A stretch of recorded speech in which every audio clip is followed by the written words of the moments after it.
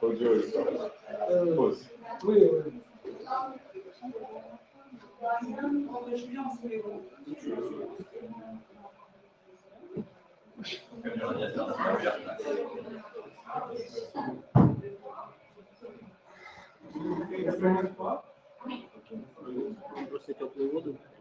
Горячий.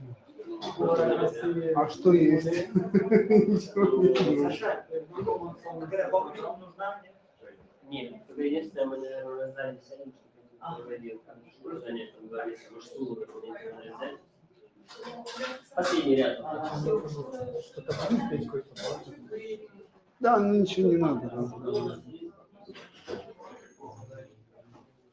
On vous offre pour les pieds aussi, ce qui peut faire un peu Yes.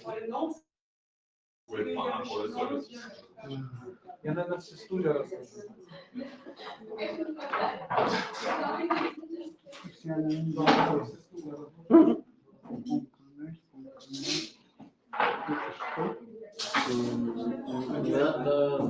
Там мы делаем лучше, было бы лучше.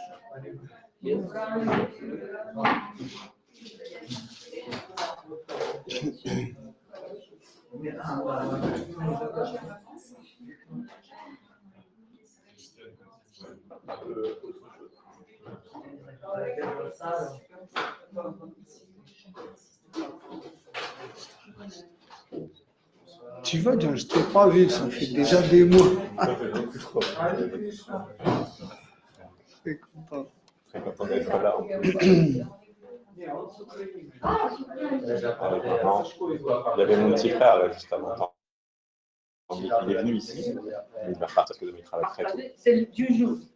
La limonade. Ah, parce que j'ai senti que c'est pas des sucreries, c'est. Non, bah, C'est ce que tu nous as apporté une fois, non? non, là c'est autre chose. Moi j'ai apporté le ginger beer. Ah, Là c'est de la limonade qu'ils font vers chez moi au coquelicot. Voilà. Il a le Et ça, sucrerie, c'est- il a la limonade. Oui. Voilà. Super. C'est offert? Non, je vous laisse. Voilà. On m'a dit quand tu vas dans un temple, il faut mieux offrir dans le temple. les deux sont acceptés. Ça, c'est le ici. Comme je suis Сумку Сашка Джан, она на стуле, сумку черную. С красным шнурком. Да, с красной ленточкой. Le standard, il est bien sur mon téléphone. Je vais voir le standard. Merci. Ça va pas.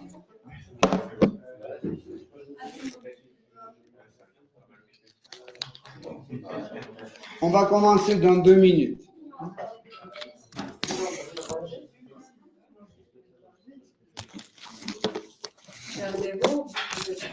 Là, tout le monde parle en français. On n'a pas besoin de traduction. Da, da.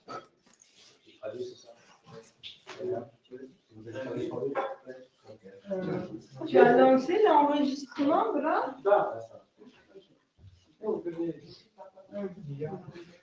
Я сам. А кто хочет там рыбам?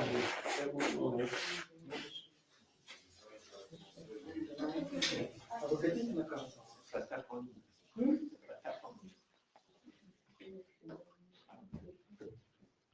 Hare Krishna. Bonjour, Hare Krishna.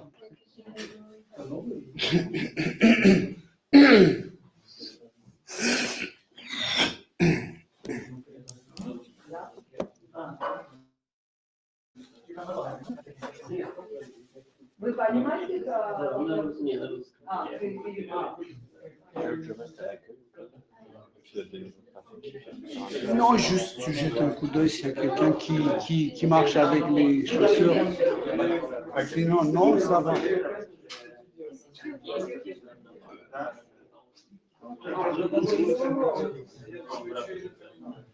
Non, c'est pas en français.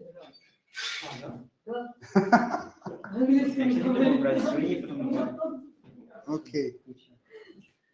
Ok, ok.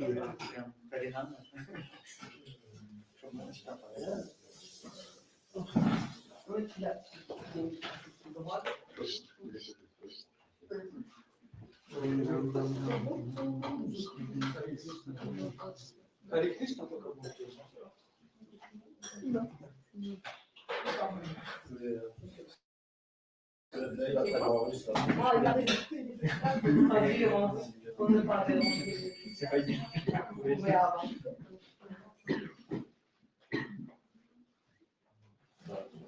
Брат, сколько градусов? 20 я копил. Там Но ты 20. ставил больше? Здесь нет, ну, чтобы даже Ганатом там не было этого. А там 20. Ok. Est-ce que А там же школа.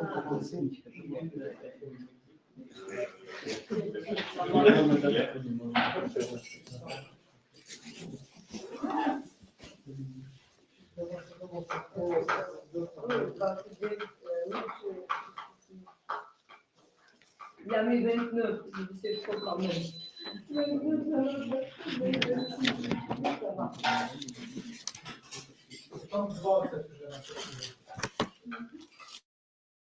Ça va, ça va. c'est bon.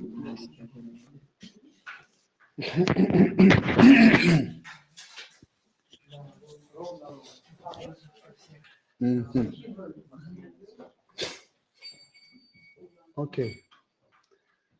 Hare Krishna, bonsoir à tout le monde. Bienvenue à Yoga Lyrique. Aujourd'hui, nous sommes réunis, on peut dire au nom de Christ, car Jésus-Christ, c'est une personne très mystique, on peut dire, extraordinaire. Et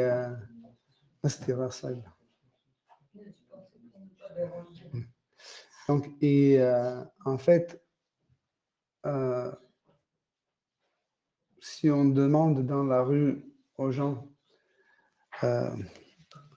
qui est Jésus-Christ, ils vont dire oui, oui, je sais, mais quand on va poser la question, mais qui en vérité, les gens ont du mal de connaître qui est. Et après, même s'ils connaissent son nom, si on demande quel est son enseignement, c'est vraiment compliqué à expliquer qu'est-ce que c'est l'enseignement de Jésus-Christ.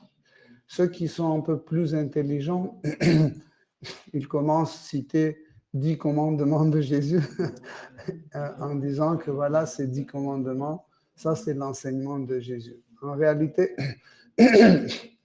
les 10 commandements, ce n'est pas un enseignement. Hein? Comme chez les Vaishnavas, tout autre type de transcendentalistes, on a les principes régulateurs. Hein?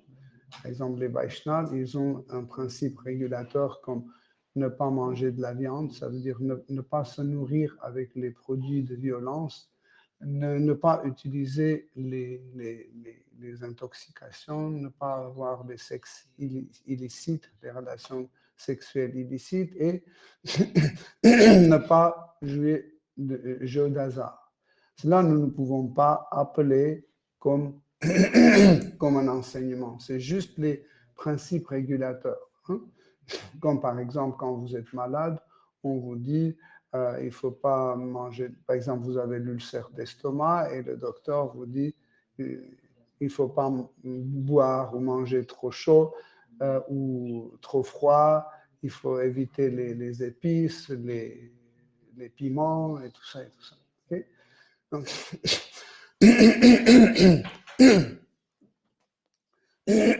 mais pour connaître l'enseignement de Jésus-Christ, il faut qu'on fasse une excursion dans le passé. Hein? Dans le passé de ces 2 dernières milléniums, hein, où Jésus-Christ était né. En fait, on ne peut pas bien définir le jour exact où il est né parce que le calendrier a changé plusieurs fois. Mais nous disons que à peu près c'est aujourd'hui.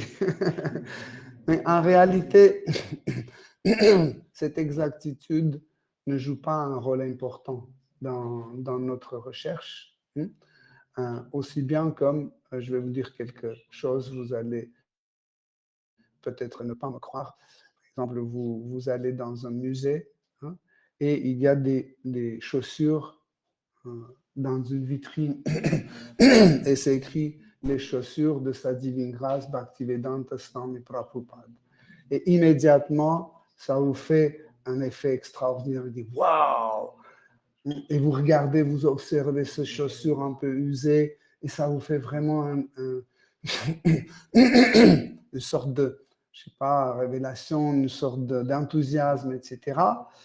Mais en réalité, c'est des chaussures simples que Prabhupada n'a jamais vues. on a trouvé ça et on pense que c'était à Srila Prabhupada. En réalité, toutes ces choses-là, nous avons beaucoup de reliques dans toutes les traditions. Par exemple, il y a des reliques dans le christianisme comme les objets de passion, comme la corde avec laquelle on a attaché à une colonne, la colonne même, comment on dit, le truc de flagellation, le fouet, les fouets avec lesquels on flagellait Jésus-Christ, la lance avec laquelle on a percé ses côtes, avec laquelle on a donné du vinaigre, l'éponge avec laquelle on a donné à boire du vinaigre à Jésus-Christ, etc. Vous savez, tous ces... Après le départ de Jésus-Christ en Inde, tous ces objets étaient sacralisés et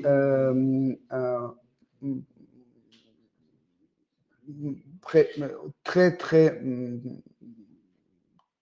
avec beaucoup d'attention, on était bien divisés et dispersés dans les communes chrétiennes. Hein. Par exemple, une commune qui a un petit morceau de manche de lance et un morceau de cette éponge, ou par exemple juste un fil de l'habit de Jésus-Christ, etc. Donc, en fait, tout cela, ils sont forts, ils sont puissants, juste parce qu'ils sont liés au nom de Jésus-Christ. Si vous supprimez le nom de Jésus-Christ et vous mettez tous ces reliques par terre, on va marcher dessus et ça va faire aucun effet. Vous comprenez? Ça fait un effet juste parce que c'est lié à Jésus-Christ. Pareil, quand on dit ça, c'est le manteau de Srila Prabhupada, en fait, le manteau lui-même, c'est juste l'énergie matérielle. Ça n'a rien à voir avec Prabhupada. Okay? Mais ce qui fait vraiment cet effet qui peut me changer de notre intérieur, de notre mental et notre intellect, et qui fait le changement de cœur, en réalité, c'est la personne même qui fait ce changement. Et en aucun cas l'objet matérialiste. Okay? Par exemple, en église mère de l'église arménienne, à Etchmiadzin, il y a le bout de lance, en fait, avec lequel on a percé les côtes de Jésus-Christ. Hein? Et cette lance est conservée et de temps en temps, on la sort pour présenter aux croyants. En fait, on dit que par tradition, on dit que c'est Saint Thaddeus, hein? On dit Thaddeus en français, Thaddeus, à mon avis, c'est ça. Saint Thaddeus qui a emporté avec lui, en fait, de Jérusalem, a emporté ce morceau comme relique en Arménie. Et en fait, les Arméniens l'a accueilli pas très bien. Il était aussi avec Saint Bartholomé. Tous les deux étaient tués. En fait, Saint Bartholomé a été écorché vif par les Arméniens. Et Saint Thaddeus, il était tué avec une épée. Donc comme ça, les Arméniens, après, sont devenus les chrétiens.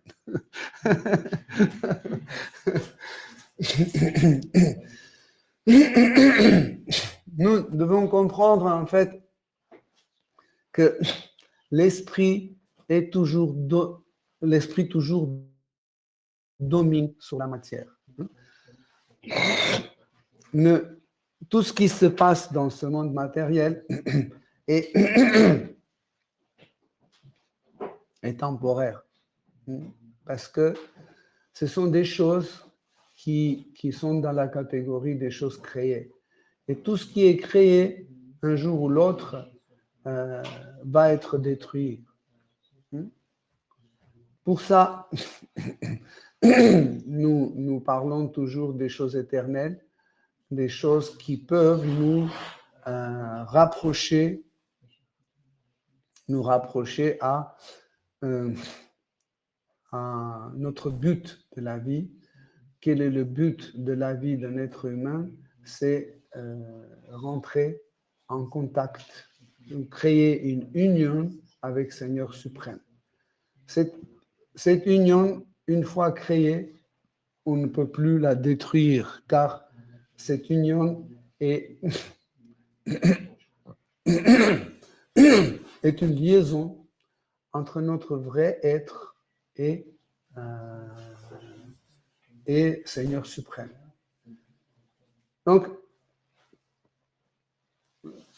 quand on étudie le christianisme, que nous ne connaissons pas, mais nous connaissons une autre tradition religieuse, comme l'islam, le vaishnavisme, le bouddhisme ou autre, nous devons équilibrer notre vocabulaire.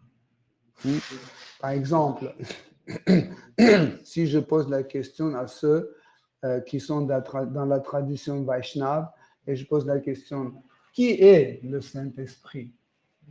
Dites-moi, quel est l'analogue en fait de Saint-Esprit dans la tradition Vaishnava? Ou quel est l'analogue de compréhension de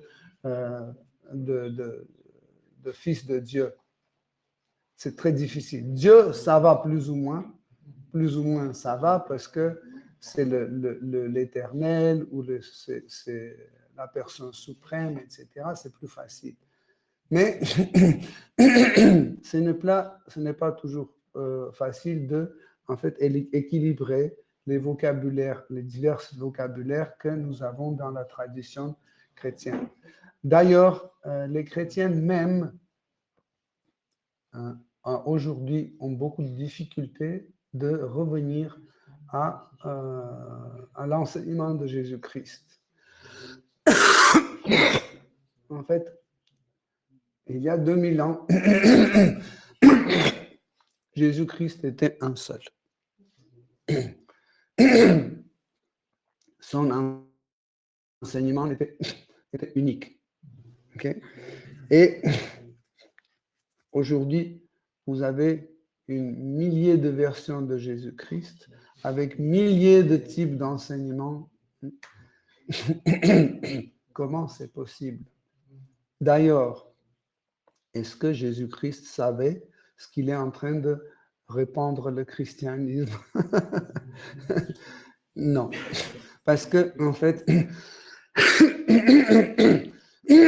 parce que son enseignement, l'enseignement de Jésus-Christ, ce n'était pas le christianisme.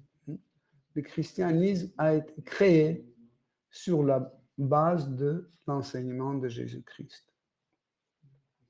Car l'enseignement de Jésus-Christ, c'était une connaissance que Jésus-Christ a introduit d'abord pendant son enfance, mais d'une façon assez difficile. Sachez que Jésus, quand il était petit, il n'était pas un garçon gentil comme tout le monde croit. Vous avez un évangile écrit par saint Thomas qu'on a appelé l'évangile de l'enfance de Jésus-Christ. Et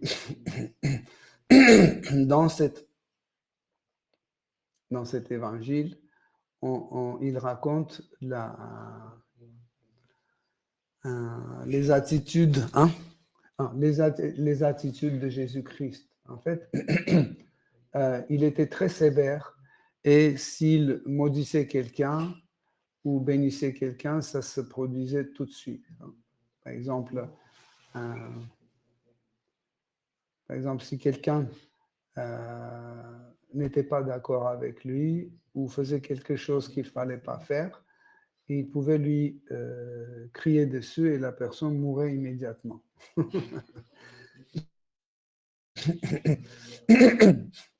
Mais en fait, tous ces divertissements de l'enfance montraient que c'est une personne extraordinaire, ce n'est pas quelqu'un de ce monde. Par exemple, une fois, Jésus-Christ, avec les jeunes enfants, il devait avoir 6 ans, quelque chose comme ça, il jouait sur la toiture d'une maison.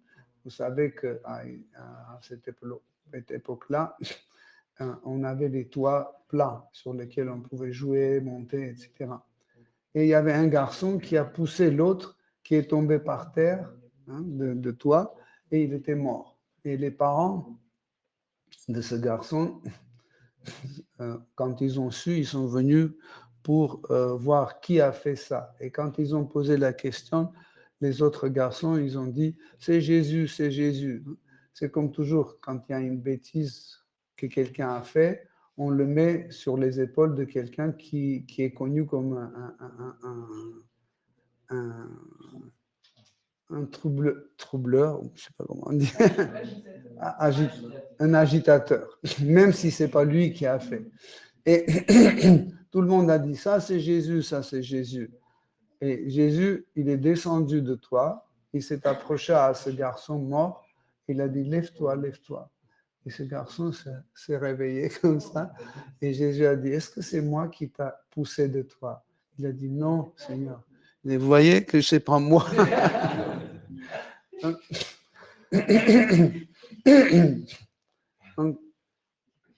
une fois, Jésus-Christ, c'était une journée ensoleillée après la pluie. Il était dans la rue et c'était un samedi. Et Jésus-Christ, il prenait de l'argile et il sculptait des petits moineaux, des oiseaux, moineaux, barabés. Il en a fait 12, comme ça. Et quand il finissait, son père, appelé père, Joseph est venu. Il a dit, qu'est-ce que tu fais? Aujourd'hui, c'est Shabbat, c'est le samedi. C'est le jour où on ne doit rien faire, on doit rester et se souvenir de Dieu, faire des prières, etc. Et là, tu travailles. C'est pas bien ce que tu fais. Et Jésus-Christ a dit, bon, ok, si c'est comme ça, il a fait comme ça, et ces 12 moineaux sont partis, ils sont envolés. Ils se sont envolés, ils sont partis. Au Moyen-Âge, on a un épisode un peu similaire. En Arménie, on avait un moine qui était en même temps un poète, Grégoire de Narek, qui vivait au temple, en fait, dans le monastère. Et une fois, un archépiscope, on dit ça, archevêque, un archevêque qui devait venir en fait dans leur monastère et on lui a dit il faut que tu cuisines quelque chose parce que l'archevêque va venir et il a cuisiné les petits oiseaux, je ne sais pas comment ça s'appelle, avec des petits points comme ça dessus. Les faisans, les cailles. Oui, des petits oiseaux comme ça, avec des cailles. Voilà. Il en a cuisiné et au moment de repas, Grégoire de Narek, sur un plateau, les a amenés devant l'archevêque. Et l'archevêque a dit, mais qu'est-ce que tu fais aujourd'hui? C'est le ramadan, on ne peut pas manger de la viande. C'est une faute grave que tu as fait. Mais comment? Carême. Voilà, c'est le carême, nous ne pouvons pas manger la viande. Et Et Grégoire de Narek a dit désolé. Pareil, il a fait ça. Ah oui? Ils se sont envolés. Donc, vous savez que tout ce que nous sommes en train de raconter est basé sur la foi.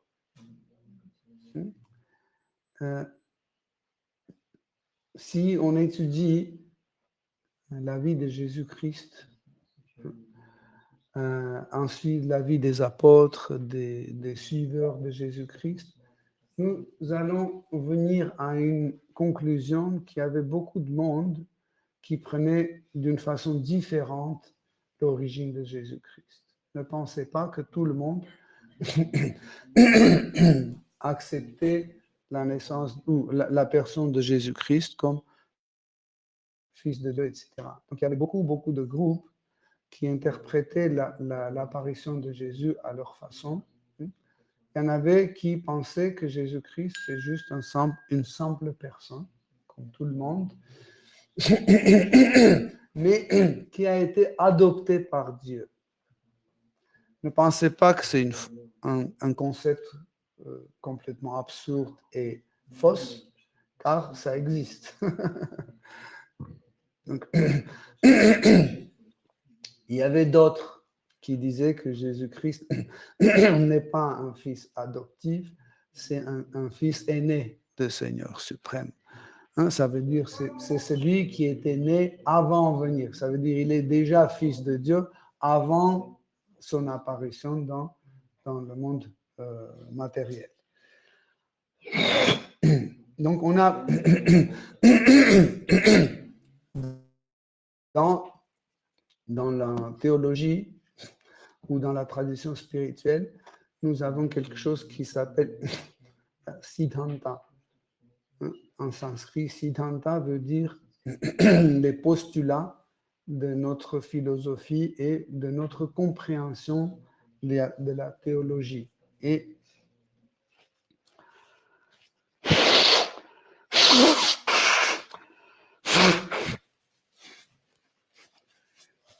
en fait, c'était tous des questions ou des points à éclairer pour les gens qui suivaient l'enseignement de Jésus-Christ.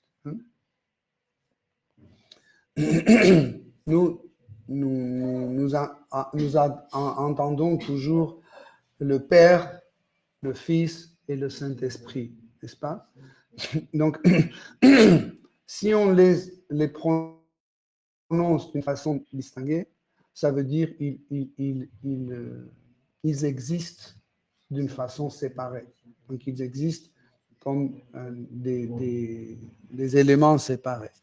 Mais parce qu'on les traite liés, on peut dire cela est la même chose. Sachez que la façon dont Jésus-Christ prêchait en Israël était très, très simple. Des fois, même tellement simple et naïf que pour que les gens les plus simples, les ouvriers, qui puissent comprendre ce que Jésus-Christ veut leur transmettre. Dans le Bhavishya Purana est citée l'apparition de Jésus-Christ. D'ailleurs, c'est pour ça que vous avez les rois mages qui sont venus, parce qu'ils ont lu dans Bhavishya Purana que Jésus-Christ va venir et ils ont fait leur calcul astral et ils ont compris que quand la disposition des planètes, des étoiles vont se mettre dans telle disposition, Saint Issa va naître. Donc, les prophètes aussi parlaient de Messia qui va venir et qui va libérer le monde. Le sauveur, on disait le sauveur. Donc, et ce qui est intéressant, c'est que si nous ne connaissons pas assez la vie de Jésus-Christ et tout ce qui était autour de lui, si nous ne connaissons pas les livres sacrés, hein, si on n'a pas eu un maître spirituel authentique qui nous a appris les principes de Siddhanta, nous pouvons aujourd'hui se noyer dans la littérature chrétienne. Parce que même après les énormes bûchers de feu, on dit, quand on brûle, bûchers des livres chrétiens qui étaient brûlés par les musulmans, par les nazis, etc., même par les chrétiens même. Vous savez que les chrétiens, à partir du IVe siècle, il y avait une nouvelle vague des chrétiens, les chrétiens qui ont pu avoir un accord avec le roi Constantin. Et en fait, c'était les chrétiens administratifs, on peut dire, entre guillemets, qui ne croyaient pas trop, mais pour eux, c'était une façon de gérer le peuple. Et eux, ils ont lancé une action pour récupérer les livres des chrétiens, hein, ce qu'aujourd'hui nous appelons les apocryphes. Le mot apocryphe en grec signifie ce qui est sacré et caché. Aujourd'hui, le mot apocryphe a un autre sens. Tout le monde pense qu'apocryphe signifie pas authentique. Mais c'est ces derniers 2-3 siècles que ce mot est devenu comme ça. Parce que la réapparition de ces livres sacrés qu'on a trouvés en fait scellés dans les murs, cachés dans le jardin, dans les grottes, etc.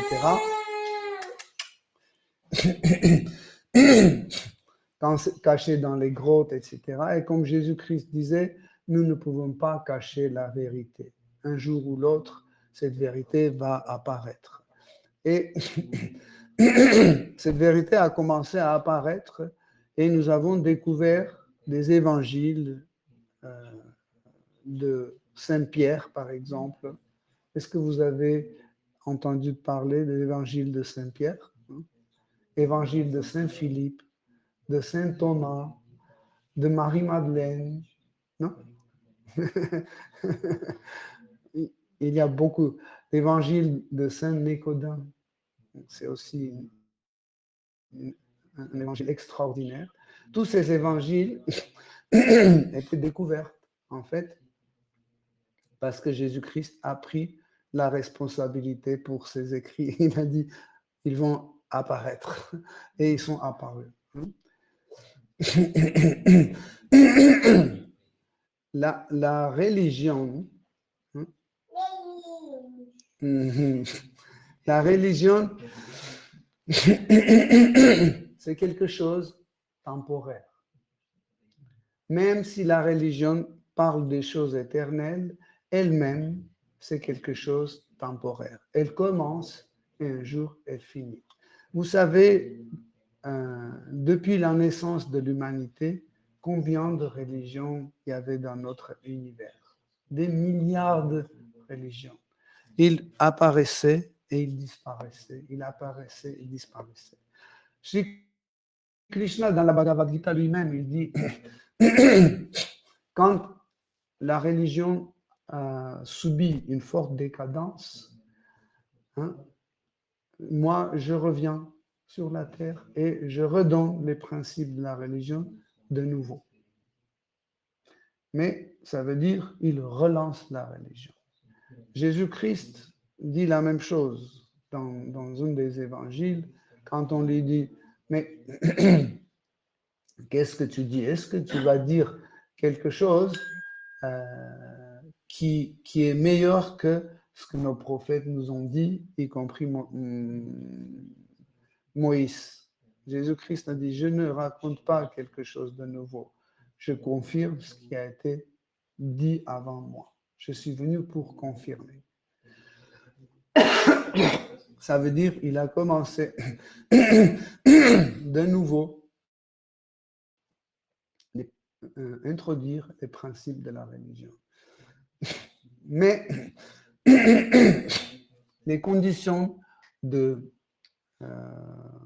la prédication de Jésus-Christ étaient très compliquées. Parce qu'il y avait toujours les espions juifs derrière qui surveillaient. Et dès qu'ils disaient quelque chose d'inconvenable, tout de suite, c'était dénoncé. Donc, c'est pour ça que Jésus-Christ parlait avec des métaphores, avec des paraboles, etc.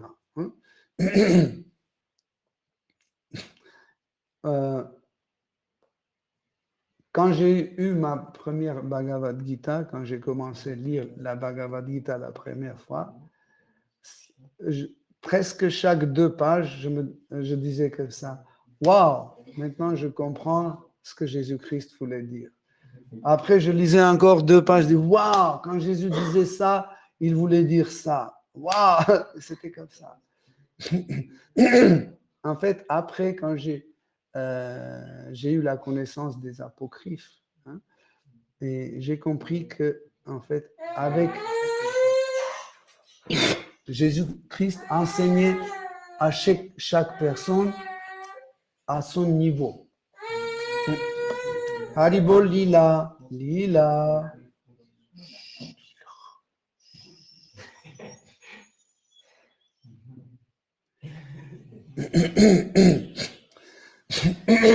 Par exemple, avec le peuple en général, il parlait avec les métaphores, avec les paraboles.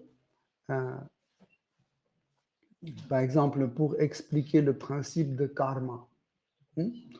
Vous connaissez le principe de karma. Et nous, par exemple, quand on a une conférence sur la Bhagavad Gita, donc on explique d'une façon assez scientifique, théologique, on dit ça c'est une action et réaction qui vient, etc., etc. On explique que Paramatma gère le karma est tel, tel, tel. Mais un peuple qui était très loin de toutes sortes de connaissances de la philosophie ou théologie, il fallait expliquer avec une façon très simple. Et comment, par exemple, Jésus expliquait le principe de karma au peuple. Il disait, avec quelle mesure vous allez mesurer vous-même, les autres, vous serez mesurés de la même mesure vous-même. Vous comprenez? Avec quelle mesure vous allez mesurer les autres, de la même mesure vous serez mesuré vous-même. Le jugement, ce sera le même. Quel jugement nous apportons aux autres, le même jugement sera appliqué sur nous. Donc, et ce qui était intéressant, quand il lançait, par exemple, cette parabole, il y avait des gens qui comprenaient, il y avait des gens qui ne comprenaient pas, mais parmi eux, il y avait ceux qui étaient captifs et qui étaient sensibles. Et il s'approchait après à Jésus-Christ, il commençait à marcher avec lui, poser des questions, etc. Et comme ça, les gens créaient une amitié avec Jésus-Christ. La prédication se passait aussi comme quand Chaitanya Mahaprabhu est venu dans ce monde, sous la forme des sanghas. C'est l'association entre les frères et les sœurs. Et souvent, les gens qui ne connaissent pas trop le christianisme, ils pensent qu'il y avait Jésus-Christ et 12 apôtres. Et c'est tout. Mais en réalité, Jésus-Christ avait milliers de disciples. Les 12, c'était ceux qui marchait avec lui, qui tournait avec, qui l'accompagnait en fait dans sa mission. Mais après, Jésus aussi a choisi 70 de ses disciples pour envoyer prêcher dans le monde entier. Bien sûr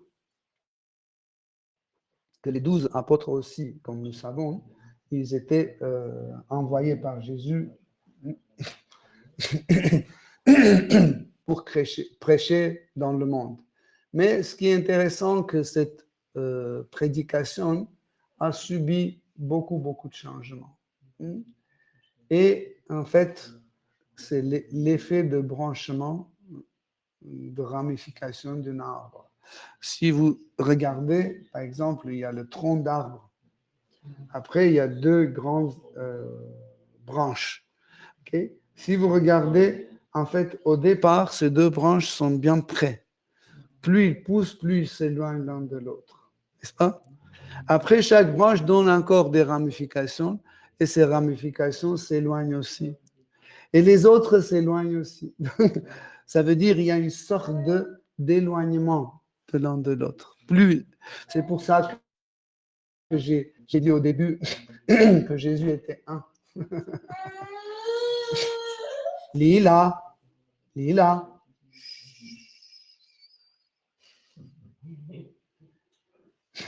Tu sais bien qui est Jésus-Christ? Donc, par exemple, le Saint Marc, vous connaissez Saint Marc. Le Saint Marc, il a prêché en Égypte. Vous connaissez les Coptes, les anciens Égyptiens, on peut dire comme ça. Ils étaient prêchés par Saint Marc. Vous connaissez les Chaldéens. Chaldéens. Les Chaldéens, en fait, c'est les suiveurs de Saint Thomas. Vous connaissez les Arméniens, l'Église apostolique arménienne. L'Église apostolique arménienne qui était en fait commencée par Saint Thaddeus et Saint Bartholomé. Saint Thaddée et Saint Bartholomé. Et en fait, aujourd'hui, nous avons chaque de ces traditions éloignées l'un de l'autre. Il n'arrive pas à avoir un seul Jésus-Christ. On a les baptistes, on a les orthodoxes, on a les catholiques, on a les, je ne sais pas comment ça s'appelle en français, les protestants et aussi de dernier jour, les chrétiens de dernier jour, quelque chose comme ça. Hein? Les évangélistes, et il y a plein d'autres ramifications de christianisme, mais chaque église fonctionne d'une façon séparée des autres. Pourquoi? Ne pensez pas que cela se passe seulement avec les chrétiens.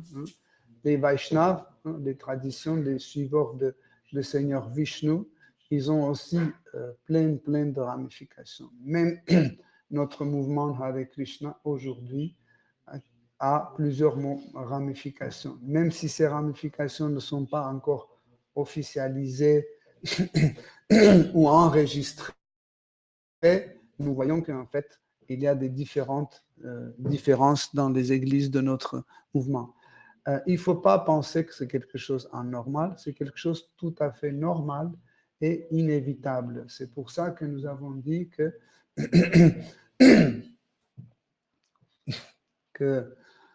ce qui va apparaître un jour va disparaître un jour. Et la religion, c'est une de ces choses qui va apparaître et qui va disparaître un jour. Alors, sûrement, vous pouvez poser la question, et dans le monde spirituel, il n'y a pas de religion parce que toutes les valeurs dans le monde spirituel sont éternelles. Dans ce cas-là, alors, si on renonce à la religion, qu'est-ce qu'on reçoit dans le monde spirituel si la religion n'existe plus? Est-ce que vous pouvez imaginer le monde spirituel divisé? Ça, c'est les orthodoxes, ça, c'est les évangélistes, ça, c'est les etc. Non. Donc, ce qui reste et ce qui est éternel, qui n'est jamais apparu et qui ne va jamais disparaître, c'est le bhakti. En sanskrit, le bhakti signifie la dévotion. La dévotion. La dévotion, c'est quelque chose qui existait, existe et va exister. Si vous prenez les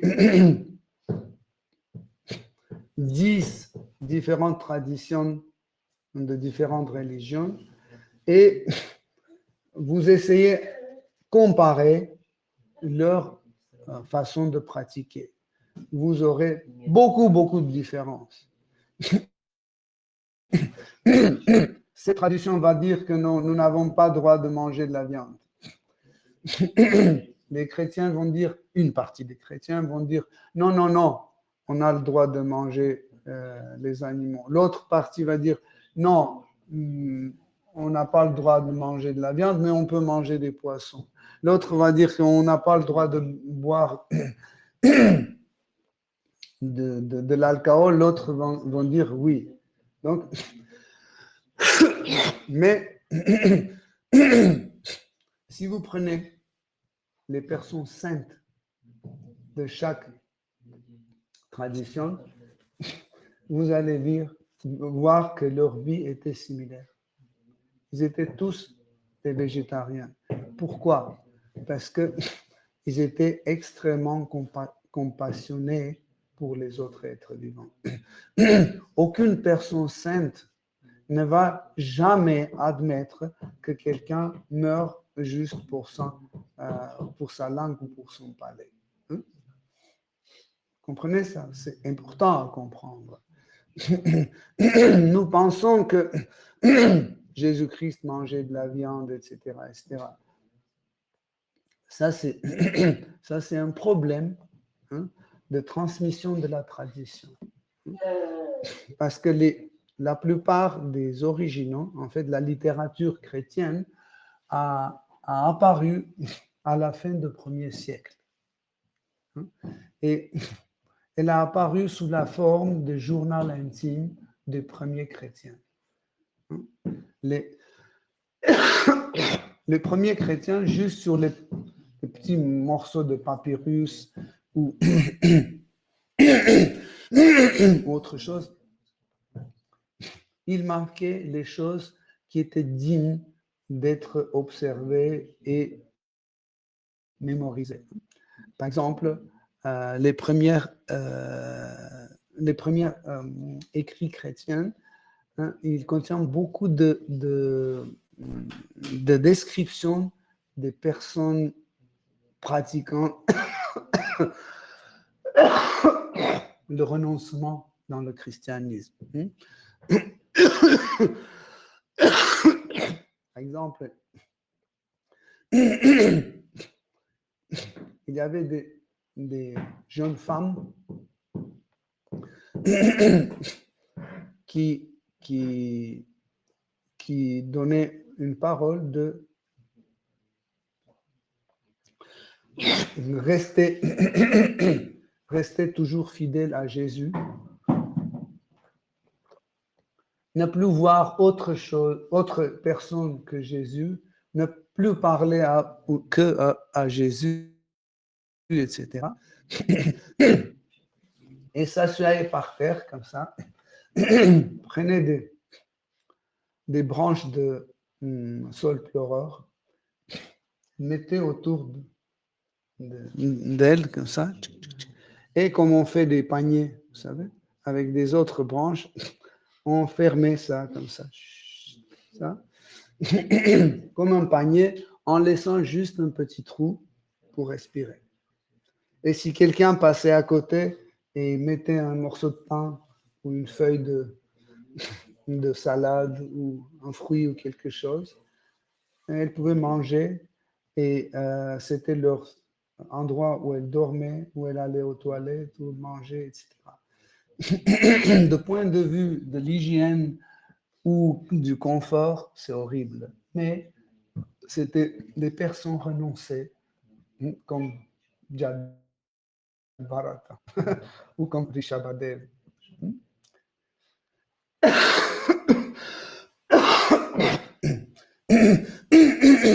Car ils ne s'identifiaient plus, ils ne s'identifiaient plus à leur corps matériel. Ils commençaient à vivre une vie spirituelle en se sentant dans le corps spirituel. Et comme nous avons dit que les personnes saintes, ils vivaient avec les principes, de la spiritualité, avec le principe d'amour pour Dieu, etc., etc. Donc,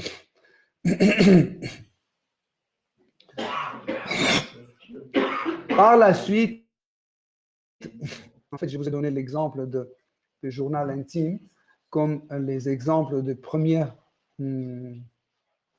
littérature chrétienne. Par la suite, on a commencé à marquer les paroles de Jésus parce qu'il commençait à être oublié. Comme Srila Vyasadeva a écrit le Srimad Bhagavatam parce qu'on a commencé à oublier la mémoire dans le Kali Yuga n'est pas forte. Ça commence à partir très vite. Pour cela, les suiveurs de Jésus-Christ, surtout les disciples de Jésus-Christ, sachez que la moitié des disciples de Jésus-Christ ne savaient même pas écrire. La plupart n'étaient pas illettrés. Donc, comment on faisait?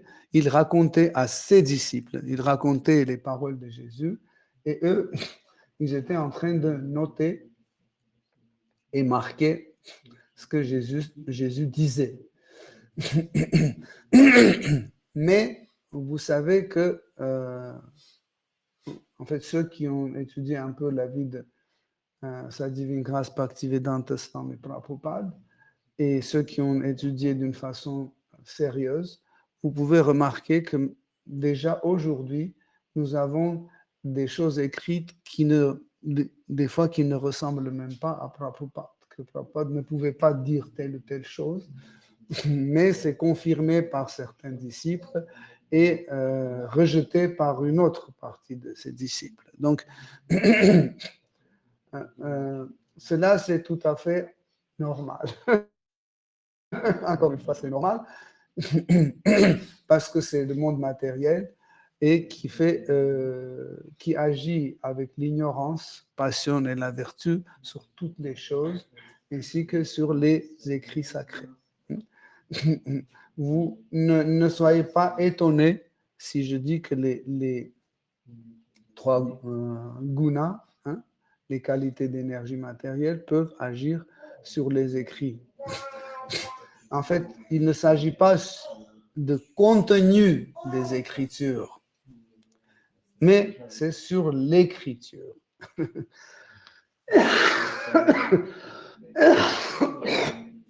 Par exemple,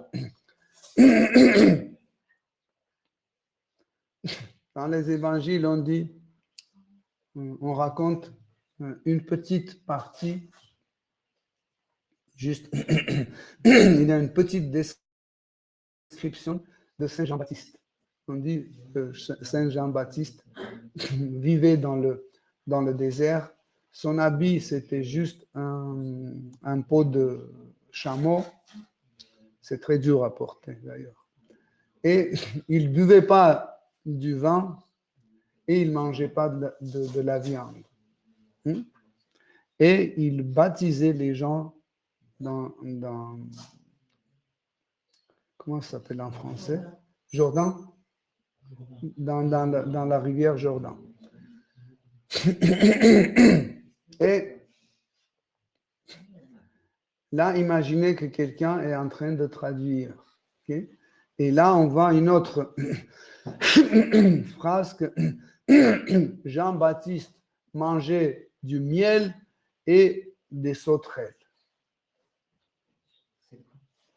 Sauterelles? Strikaza. Strikaza или вот эти, как его? Кузнечики. Ça, c'est le cas où les trois gunas, l'ignorance, peut déformer les écrits sacrés. Encore une fois, il ne s'agit pas du contenu, il s'agit de l'écriture. Parce que, en fait, dans certaines traditions, on dit certaines choses. Par exemple, si quelqu'un qui ne connaît pas la tradition Vaishnava, imaginez qu'il traduit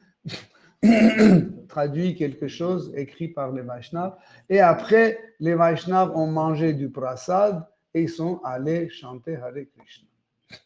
Ok? Lui qui ne connaît pas la culture Vaishnava, qu'est-ce qu'il va faire? Il va prendre comment ça s'appelle, le vocabulaire, le dictionnaire, et il va chercher le mot prasad. Et il va découvrir que prasad, c'est la miséricorde. Alors, comment les Vaishnavas pouvaient manger la miséricorde? Et il ne sait pas quoi écrire. Il faut écrire quelque chose, il faut traduire quelque chose. Qu'est-ce qu'ils vont faire? Là, ils commencent à spéculer. Il faut mettre quelque chose, vous comprenez? Comme ça, nous devons comprendre que la traduction ne doit pas être faite que par les linguistes, ce qui se fait d'habitude. Et 80% des livres chrétiens, des originaux, des manuscrits chrétiens, ont été traduits par les linguistes et pas par les personnes pratiquant de la religion chrétienne, qui est très, très important. Parce que avec la traduction, nous transmettons le bhava, l'émotion importante que Jésus a transmise à ses disciples. Ses disciples ont transmis cette émotion aux siennes. Et comme ça, on continue de transmettre cette émotion jusqu'à maintenant.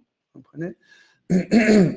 Mais le problème, c'est que quand c'est pas les croyants ou pas les Vaishnavas ou les fidèles de Dieu qui traduisent, c'est juste les personnes religieuses ou les personnes linguistes qui traduisent, on arrive aux surprises de ce genre-là.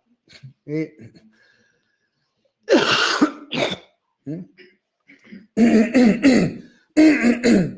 nous avons parlé que Jésus-Christ avait un langage précis pour chaque type de public. Par exemple, avec une catégorie de ses disciples comme Saint Jean évangéliste et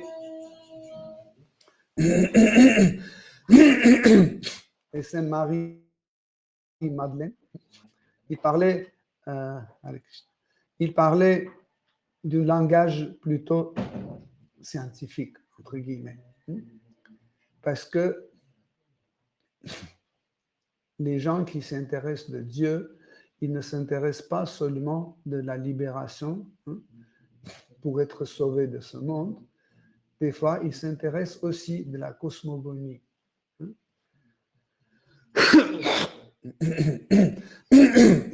La cosmogonie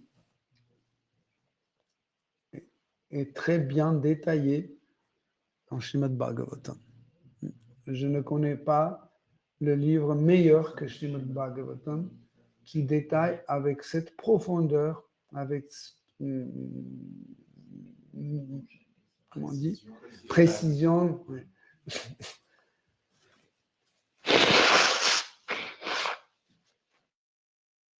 La cosmogonie.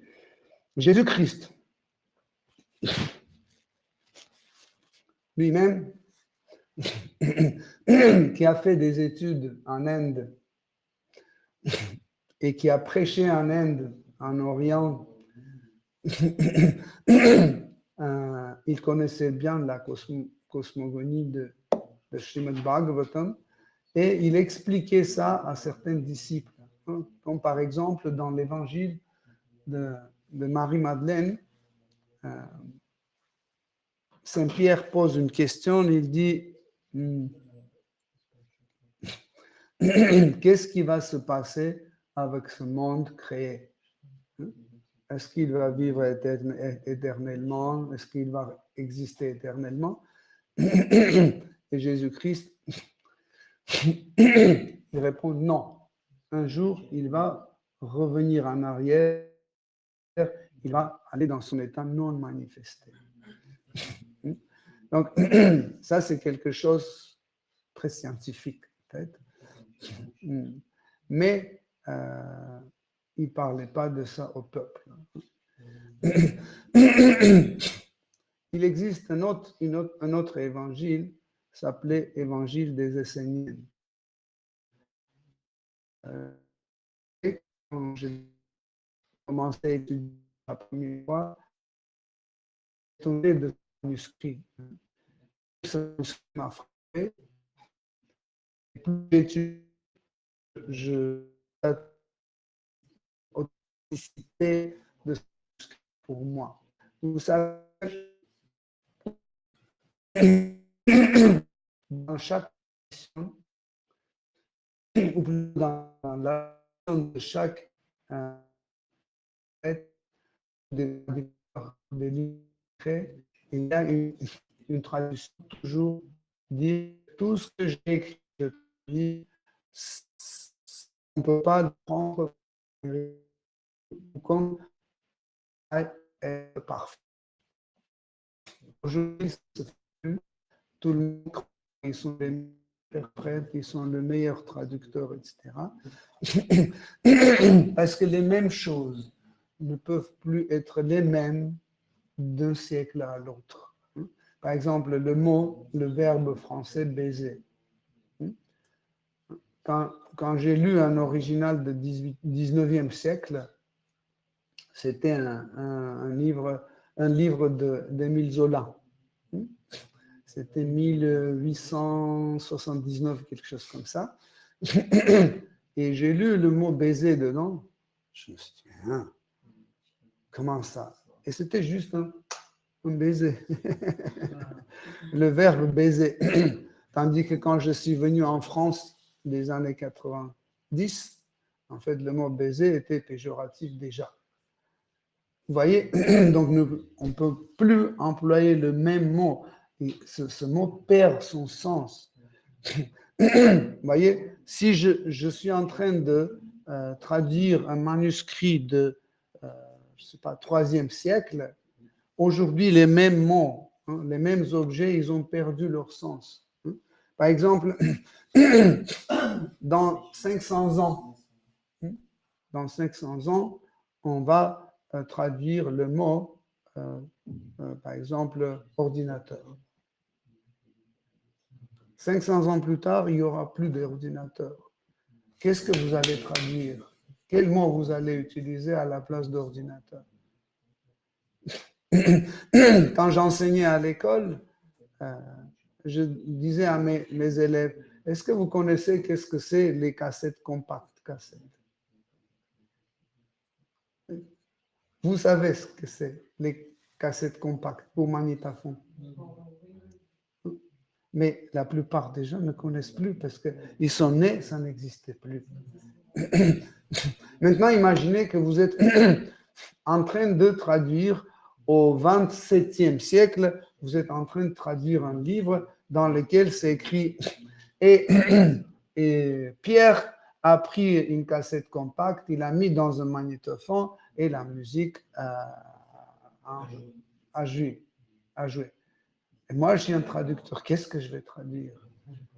La musique, ça va, je comprends. Je peux traduire. Mais compact, cassette, magnétophone, qu'est-ce que c'est? Comment traduire? Maintenant, vous comprenez la situation. Pourquoi, en fait, j'explique tout ça pour qu'on comprenne pourquoi aujourd'hui on a 150 000 de variétés de christianisme, de vaishnavisme, de catholicisme, de bouddhisme, etc. Donc, chacun met sa patte dedans et il change. Des fois, ce n'est pas par une mauvaise attention, c'est tout à fait contraire. Des fois, par la bonne attention. Par exemple, chez le Prabhupada, dans Srimad Bhagavatam, dans l'histoire de Prahlad Maharaj, le Prabhupada écrit à la place d'écouter les films et les musiques et, des films, mieux écouter les chants de Mahamantra Hare Krishna. Donc, il est en train de traduire un livre qui était écrit il y a 5000 ans, et à cette époque-là, n'existait pas le cinéma.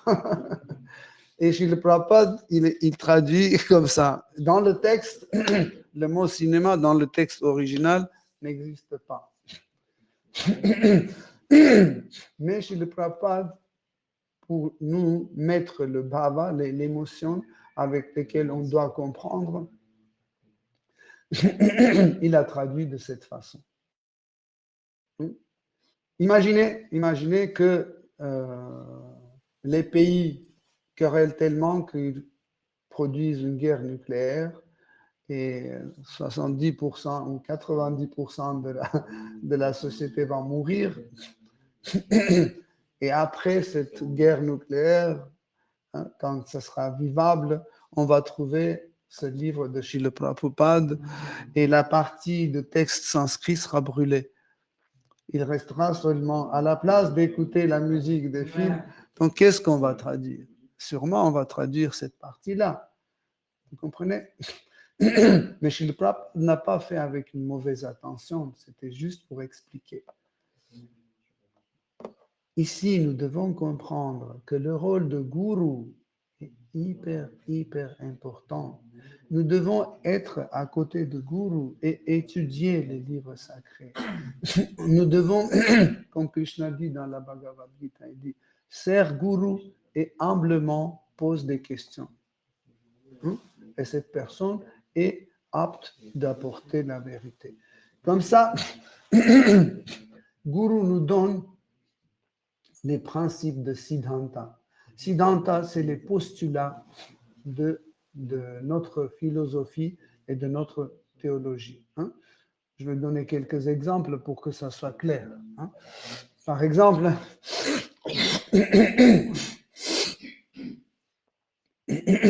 dans les Siddhanta des Vaishnavas, il est dit que l'âme, c'est une petite particule éternelle de Dieu. Elle est la plus petite particule de Dieu. Elle est éternelle. On ne peut pas la détruire, ni couper, ni brûler, ni diviser, etc. Donc ça, c'est une des Siddhanta. Autre point de Siddhanta, que Dieu, la personne suprême, c'est l'absolu, omniprésent, omniscient, etc., etc. Il est la source de tous les types d'énergie.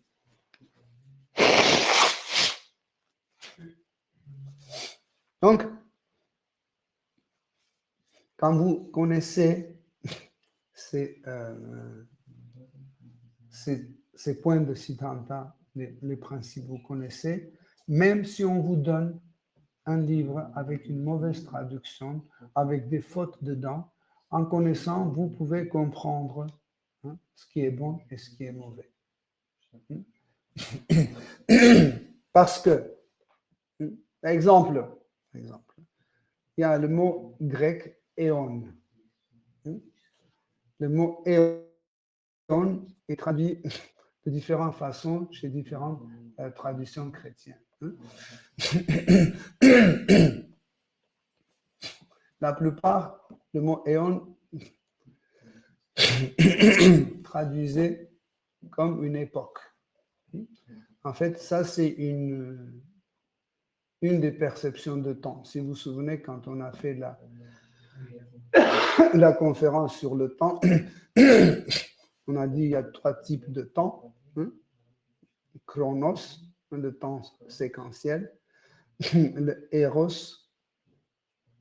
le temps de perception, et Éon, le temps cyclique. Ça veut dire, par exemple, un siècle, une décennie, un mois, etc. Mais chez les Coptes, le mot éon était utilisé dans un autre sens. Le mot éon est utilisé comme si nous on utilise le mot shakti. Et dans plusieurs écritures coptes, nous avons même les textes qui sont comme les énergies même s'adressent à lecteur. C'est écrit de première personne. Par exemple, tel ou tel Shakti dit « Et je suis venu dans ce monde pour diviser », ce genre de discours. Qui, comme par exemple dans la tradition Vaishnava, quand on étudie Srimad Bhagavatam, on a les paroles de Yogamaya, par exemple, ou Mahamaya, ou de Kala Shakti ou autre. Vous comprenez? Donc, comme ça, en fait, la compréhension des choses peut changer aussi la compréhension des écrits sacrés.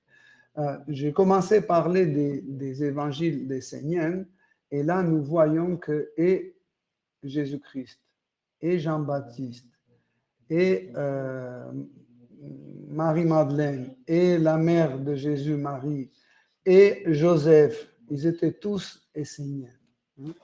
En fait, qui étaient les Esséniens? En parlant de la langue d'aujourd'hui, c'était une secte des Juifs qui était éloignée de Juifs, de peuple juif. Ils ne vivaient pas dans les villes juives, ils vivaient dans le désert. Juste de temps en temps, ils venaient pour acheter de la nourriture, etc. Et ils repartaient parce qu'ils pensaient que les Juifs ne suivent pas les règles d'austérité qui va leur amener à la fidélité de Dieu, au bhakti, à la dévotion. Et nous découvrons que aussi les Esséniens, on les appelait aussi les thérapeutes. Pourquoi? Parce que dans leur tradition, ils apprenaient comment on peut se nourrir de façon correcte pour guérir les maladies ou tout simplement ne pas tomber malade. D'ailleurs, il y a une description d'épisode quand Jésus-Christ était mort sur la croix. On l'a descendu et on a réanimé, les Esséniens l'ont réanimé dans le grotte, ce fameux grotte dans lequel on a mis le corps de Jésus. Ils l'ont animé avec des différentes plantes et des massages, de l'huile, etc. Vous pouvez dire, mais non, c'était un miracle. Ça, c'est aussi un miracle. Si je vous amène quelqu'un mort ici et avec des plantes, je vais le réanimer, est-ce que ça ne sera pas un miracle? C'est sûr que c'est un miracle. Okay? En fait, quand on a réanimé Jésus-Christ, on l'a caché parmi les Esséniens. Mais les frères en Dieu de Jésus, les Esséniens, on lui a conseillé de quitter l'Israël parce qu'ils ont dit, tard ou tôt, on va te retrouver et cette fois-ci, ils ne vont pas te pardonner. C'est pour ça que Jésus a apparu à Marie-Madeleine, il a apparu à ses disciples avec un corps un peu changé. Ça aussi, ça pose des fois un problème aux chrétiens,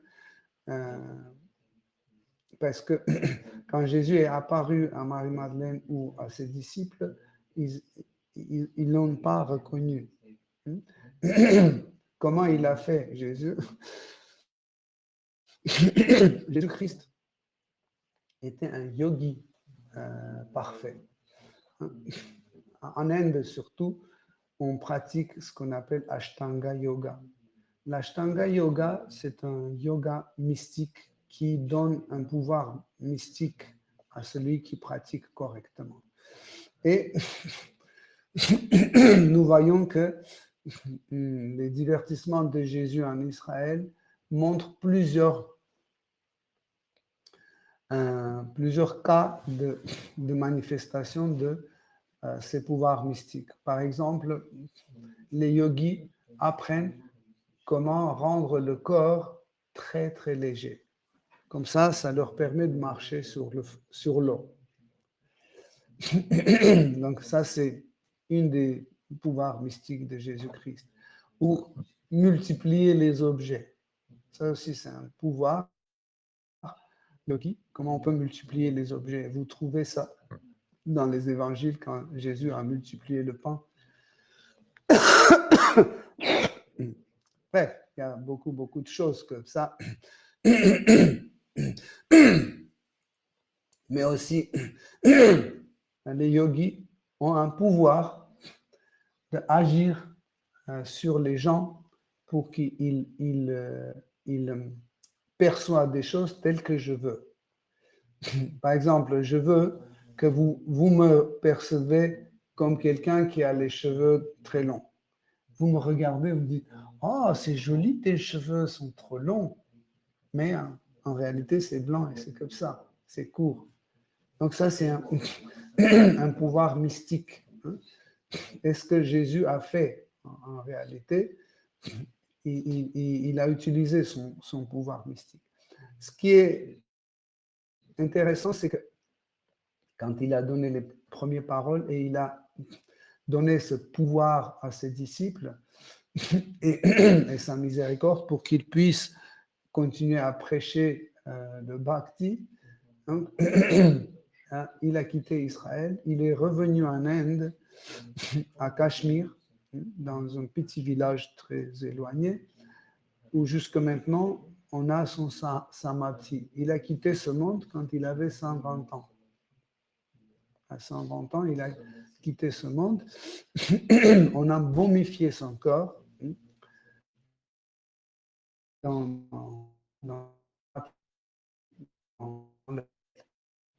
prend beaucoup de ce corps.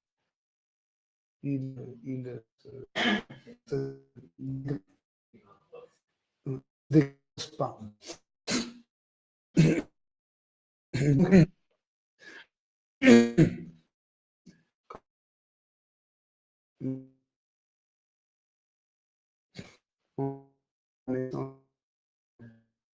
Si la vie va faire un garçon, va la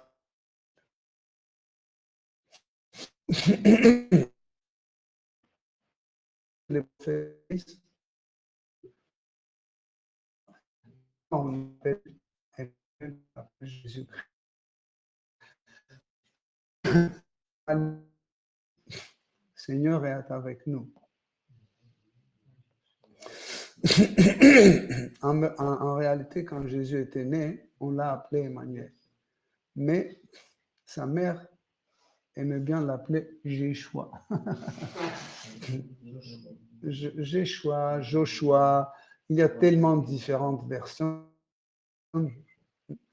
Et après, quand il a eu 12 ans, il est parti en Inde. en Inde, il y avait une... Hein? Il est parti parce que les rois mages, quand ils sont venus le voir, ils sont venus et ils ont constaté qui est Jésus-Christ. Et ils ont donné beaucoup, beaucoup d'argent. Et cet argent n'était pas pour que Jésus achète une maison, etc. C'est pour qu'il puisse voyager jusqu'à l'Inde. Ensuite, ils ont donné ça. Et à 12 ans, c'était une tradition, en fait, à 12 ans, prendre l'ordre de renoncement. Et à 12 ans, Jésus-Christ a pris l'ordre de renoncement. Et avec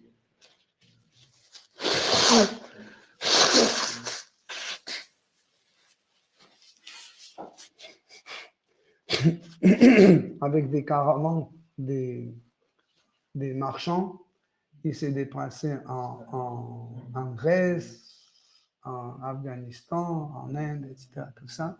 Il est arrivé en Inde et là-bas, il a commencé son enseignement. Nous, dans les manuscrits, nous trouvons en fait que Jésus-Christ a eu l'enseignement, en fait, il a pris en fait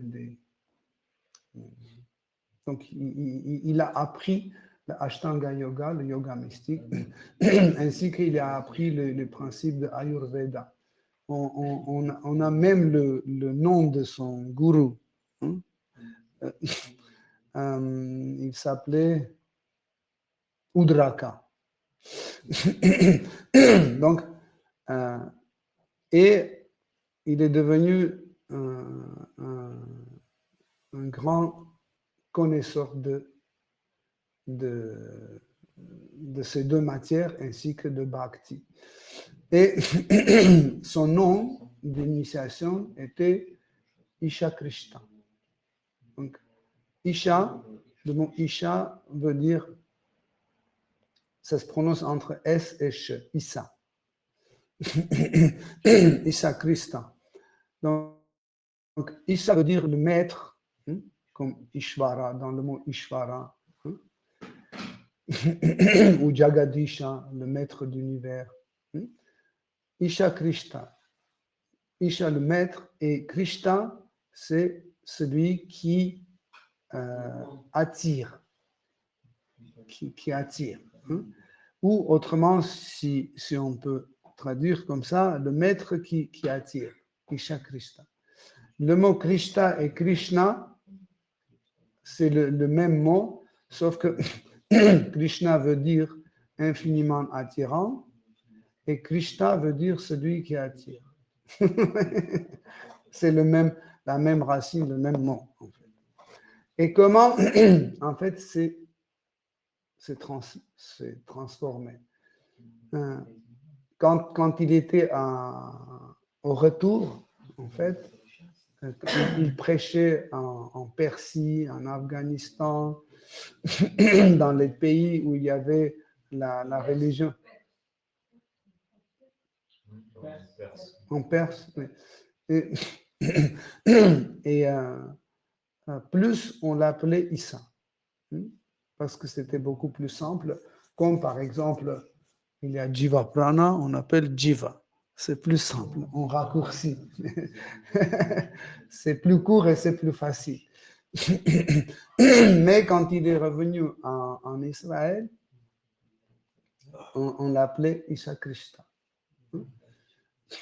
Jusqu'à maintenant, les Portugais, ils annoncent Isha Krishna. Ils ont gardé.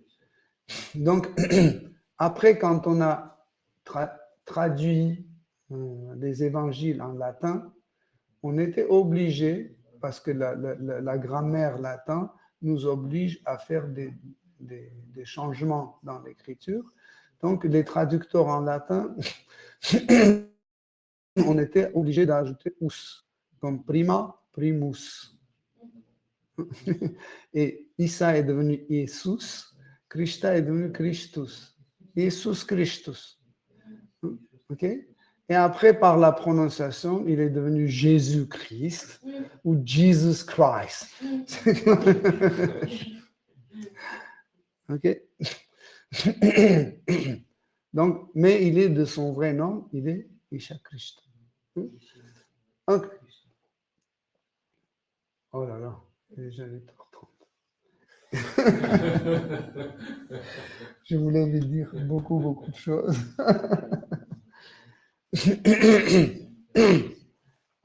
Ça va? Vous n'êtes pas très fatigué? Encore 2 minutes? OK. Donc,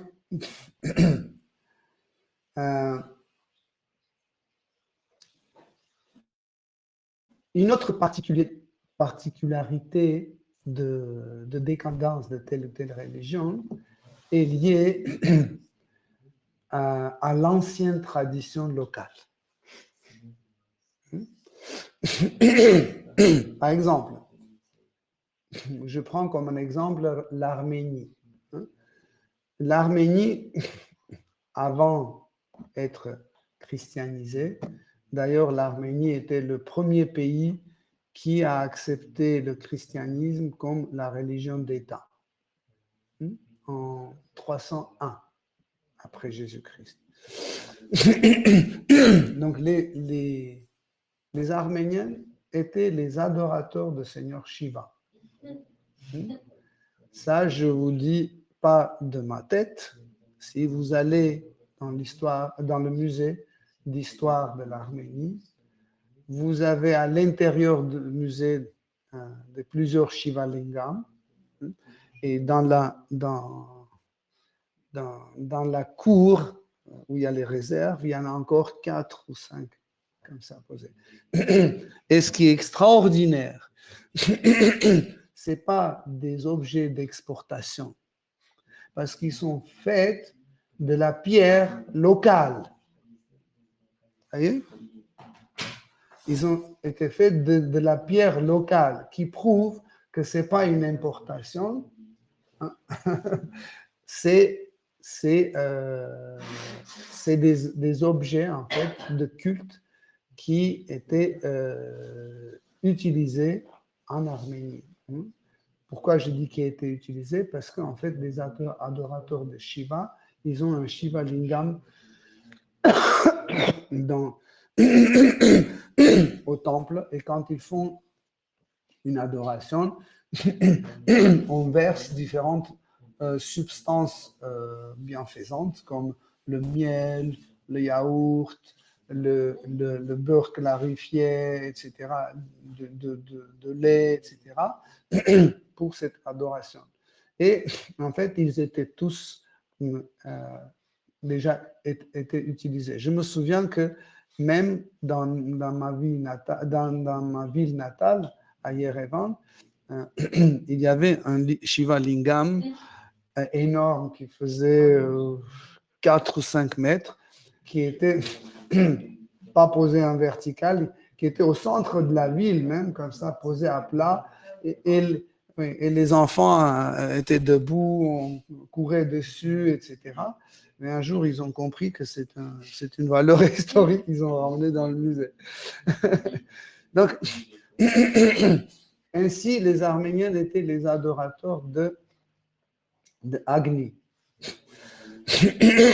Agni et de Vivasvan, de Suryadev, de milieu de soleil. Et en fait,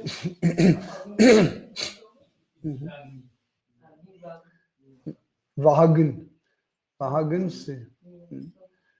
Et ce qui est intéressant, c'est que quand le christianisme a été introduit, ils ont gardé plusieurs rites païens de leur religion, comme par exemple le sacrifice. On a des récipients comme ça pour faire des barbecues. En arménien, on les appelle mangal. Mangal en sanskrit veut dire le auspicieux. En fait, pourquoi? Parce qu'on faisait des sacrifices dessus. Mais aujourd'hui, sur ces mangals, on fait les barbecues. Donc, plusieurs choses dans le christianisme, comme par exemple quand les chrétiens allument les bougies à l'église, ce n'est pas une tradition chrétienne, hein. C'est quelque chose qui est introduit dans le christianisme des traditions de croyances locales. Les premiers chrétiens, ils chantaient les mantras, les prières sur les chapelets. Les juifs n'ont pas cette tradition. Donc, nous pouvons poser la question d'où les chrétiens ont commencé à chanter sur chapelet. Donc, ça, c'est Jésus-Christ qui a introduit cette pratique de chanter sur le chapelet. Hein? Notre-Dame de Paris. Plusieurs. Il y a beaucoup. Avec le chapelet, les petits- Même à Saint-Pierre, si vous rentrez vraiment dans l'église de Saint-Pierre, il y a des sculptures avec des saintes qui tiennent les grands chapelets comme ça.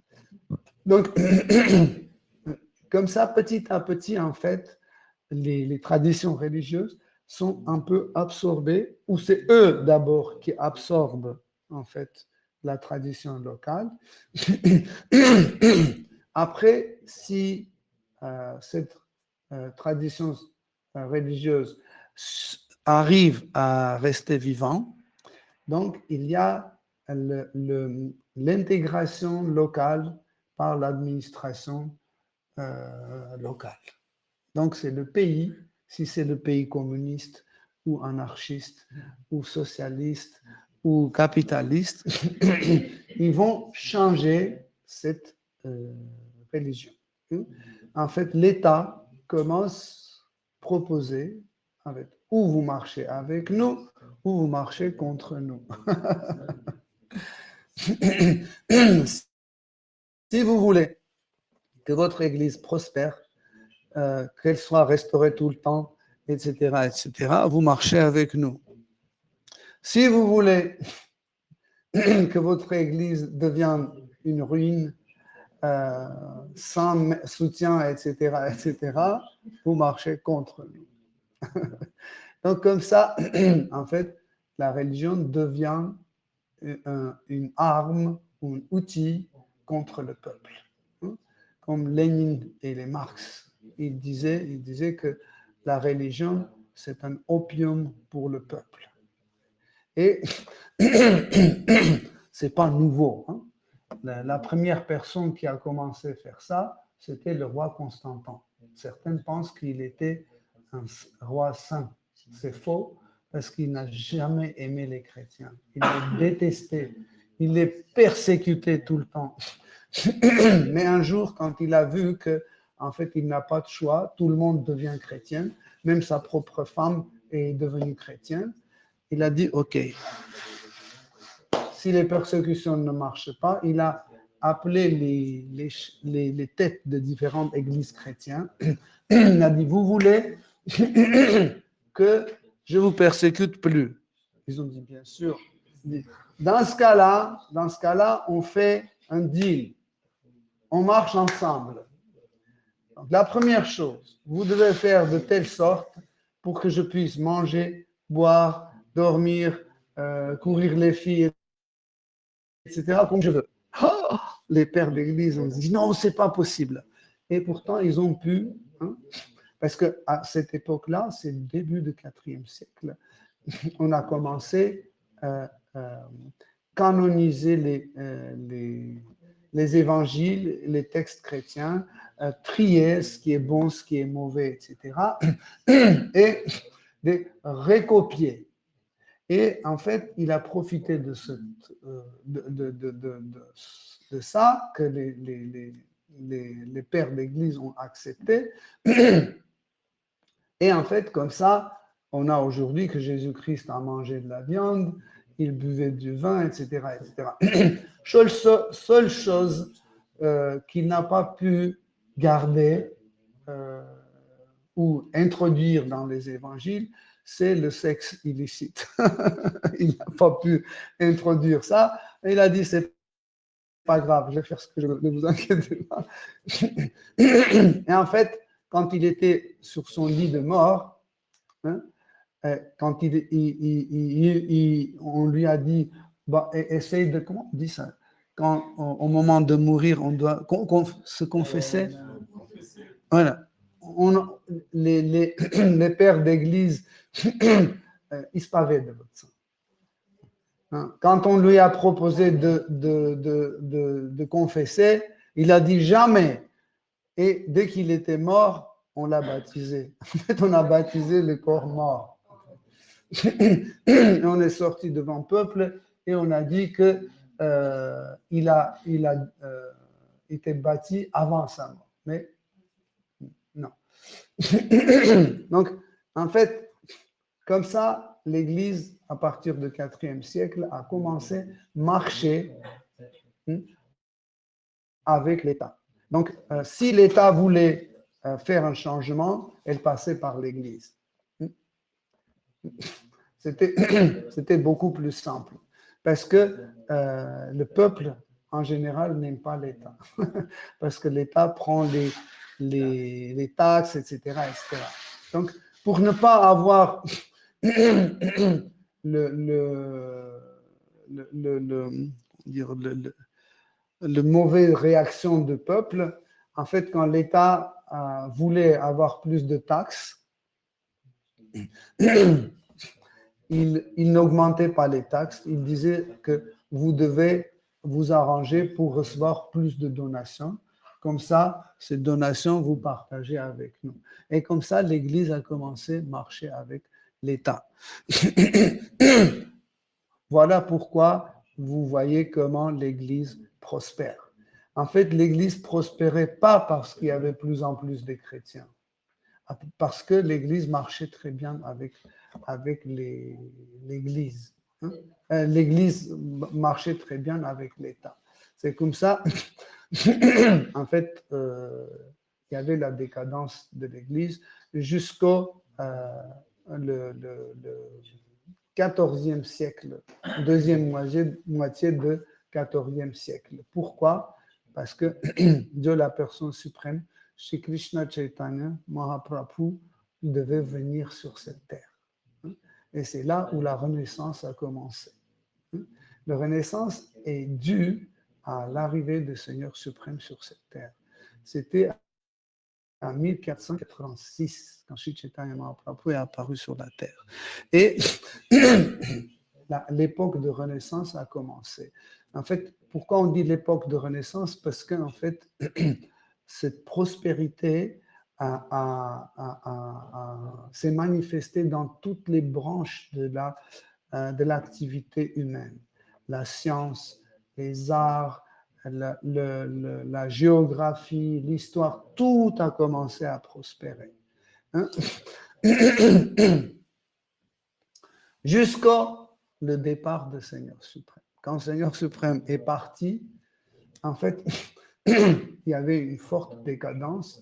C'est pour ça que le 15e et 16e siècle, dans l'époque de Renaissance, c'est considéré comme une décadence. Hein. Même dans la peinture, hein, je me souviens quand dans l'Académie des Beaux-Arts, on étudiait l'époque de Renaissance, en fait, on pouvait voir l'évolution de l'image de Jésus-Christ. Au début, hein, quand on passait de l'icône à la toile, hein, Jésus-Christ, c'était complètement quelqu'un à renoncer. Les bras et les jambes comme des allumettes, comme ça, qui a donné sa vie pour l'humanité, etc.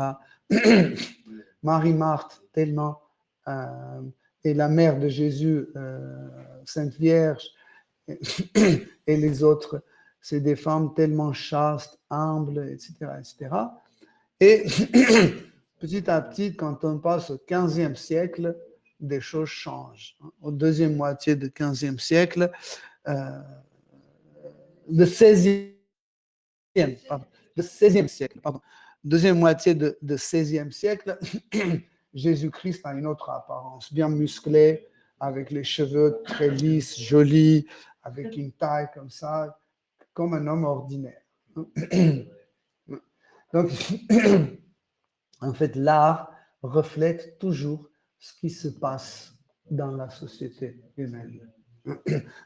Si vous étudiez l'art, soit c'est la littérature, soit c'est la musique ou la peinture, etc., l'architecture, vous pouvez connaître l'histoire du peuple.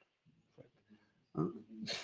Qu'est-ce qu'il y avait? La correction quand même, parce qu'il y a l'enregistrement, c'est là. Seigneur Chaldani est arrivé au 15e siècle. Oui, oui, oui. Donc, en fait, à partir de 1086, c'est le jusqu'au 1540, quelque chose comme ça, c'était le sommet de Renaissance. Après, vers la fin de 1500, en fait, je me trompe toujours parce que dans la langue italienne, par exemple, quattrocento, c'est 1400. Tandis qu'en français, c'est 15e siècle. Tandis que les Italiens, ils disent quattrocento, c'est 1400. OK? Donc, bon, le plus important, c'est l'idée et pas les chiffres. Donc, encore 2 minutes. OK. Donc, et en fait, si on prend une autre localité, comme l'Égypte, on a parlé des Coptes, et en fait, c'était une grande communauté chrétienne qui s'est développée en 3e siècle après Jésus-Christ. Et ce qui est extraordinaire, c'est que nous voyons que, en fait, dans cet endroit, avant que les Coptes deviennent chrétiens, ils étaient les Djinani. Djinani ou Gyani en sanskrit veut dire c'est ceux qui veulent comprendre ou atteindre la vérité absolue à travers la connaissance. Okay? On les appelle aussi gnostiques.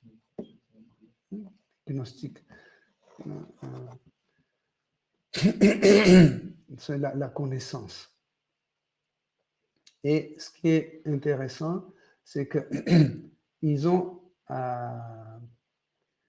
assimilé le christianisme en y ajoutant la cosmogonie et certaines choses subtiles que dans la tradition ordinaire de christianisme, nous n'avons pas. Par exemple, ils ont distingué qu'il y a deux dieux, deux manifestations de Dieu différents. Celui qui est créateur et celui qui est l'origine de tout et de tous. Dans la tradition Vaishnava, nous avons le créateur, c'est le Brahma, Seigneur Brahma, et on a le Seigneur Vishnu qui est la source de tout. Et donc, vous ne trouverez pas ça dans la tradition, par exemple, orthodoxe ou dans la tradition catholique, etc. Mais ça, c'est une nuance, en fait, qui était, en fait, introduite dans le christianisme. Et aussi je vous ai parlé de Éon, comment l'Éon a été interprété. Donc, eux, ils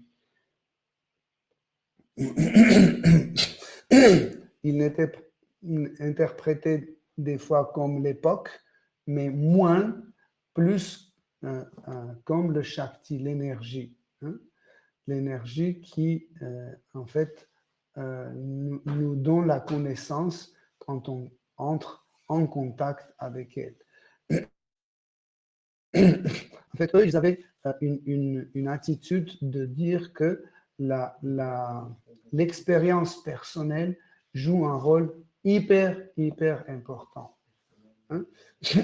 Et que notre relation avec Dieu dépend aussi de nos prières personnelles.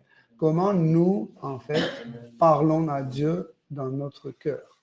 Et en fait, nous pouvons avoir la connaissance de l'objet quand on est en contact avec lui. Comme, par exemple, j'ai cette tasse de boisson. Hein, si je le prends, je rentre en contact avec lui, je vois qu'il est tiède. Qu'est-ce que ça veut dire tiède? En fait, je cueille une information de lui. Si je goûte, je dis, ah, il est sucré. Donc, en fait, en goûtant, je cueille aussi une information. Donc, et eux disaient que à partir du moment où nous rentrons en contact avec l'objet, nous pouvons cueillir l'information. Et Dieu aussi, c'est un objet, entre guillemets. Hein. C'est pas le péjoratif. Hein. Il dit c'est un objet avec qui on rentre en contact. Okay? Autre chose aussi, en fait, qui était beaucoup discutée, et aujourd'hui, c'est très difficile à trouver quelque chose qui convient à tout le monde, c'est la source de mal. La source du mal, c'est quoi le mal? Est-ce que c'est quelqu'un? Est-ce que c'est quelque chose? Comment comprendre le mal? En fait, les Coptes, les gnostiques, ils avaient leur point de vue spécial sur le mal. En fait, ils disaient que le mal existe, hein, existe comme une énergie, hein, existe, mais si elle agit sur nous comme mal ou pas, ça dépend de nous, comment on l'aperçoit. Ça va un peu, hein, avec ce que les Vaishnavas pratiquent. Hein. Et eux-mêmes, les gnostiques, ils disaient que, en fait, le mal, c'est l'ignorance, c'est le tamas. Pourquoi? Parce qu'en fait, nous connaissons qu'il y a 3 modes d'influence de cette énergie matérielle, l'ignorance, la passion et la vertu. Donc, l'ignorance, c'est un facteur destructeur. La passion, c'est un autre facteur créateur. Et le sattva, la vertu, c'est un facteur qui maintient les choses à leur place. C'est un facteur qu'on peut dire mainteneur, de maintenance, hein, qui maintient. Voilà, on peut dire comme ça. Okay? Donc, c'est pour ça que, en fait, les gnostiques avaient raison dans ce sens, que, en fait, l'ignorance, c'est le mal. En fait, quand on parle de mal, en fait, en réalité, nous parlons de l'ignorance. Et tout ce qui est Satan, diable, etc., Jésus-Christ, sur son propre exemple, a montré que, en fait, ça, en fait, dépend de notre perception des choses. Hein. En fait, quand je parle de son exemple, je parle de comment le diable est venu faire un deal avec Jésus-Christ, vous vous souvenez? Et Jésus leur dit non, jamais, je dois adorer seulement mon Seigneur préféré. Et personne d'autre. Voilà. Donc, désolé, je dois m'arrêter. Je pensais que je pourrais dire beaucoup plus, mais le temps nous limite. Hare Krishna, merci beaucoup pour votre attention. On va goûter le prasad, comme j'ai compris.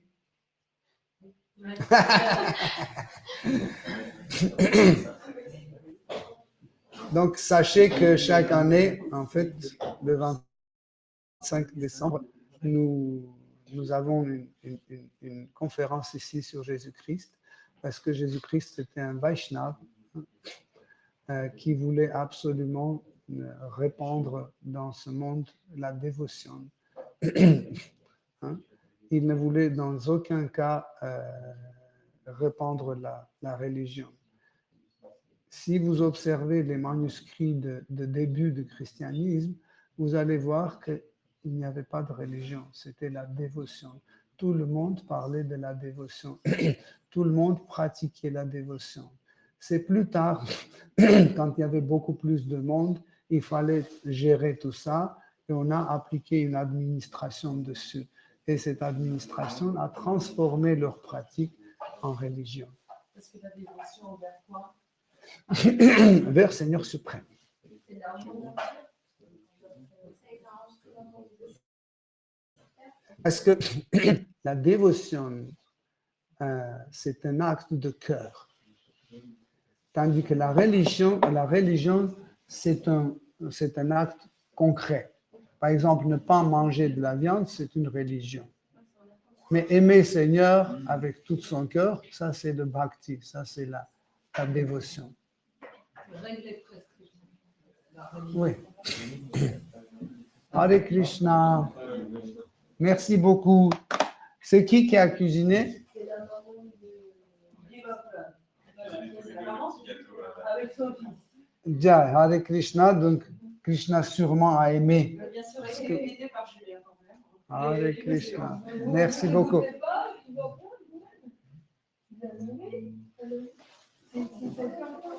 Rasayla miyat patara kark bere su salfet. Oui. Ok.